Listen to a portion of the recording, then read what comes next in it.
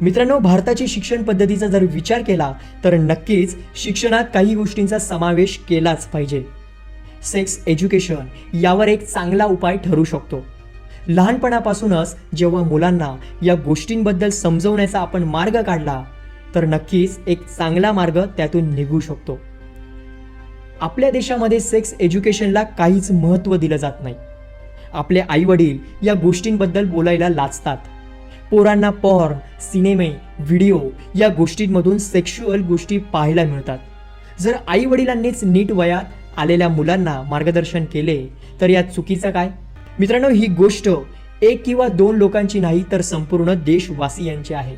या व्हिडिओच्या माध्यमातून पालकांना एकच विनंती की जर तुम्ही तुमच्या मुलांना या सर्वात महत्त्वाच्या गोष्टींपासून वंचित ठेवत असाल तर कसं चालणार? प्रत्येक देशाच्या नागरिकांनी जागृत व्हायलाच हवं.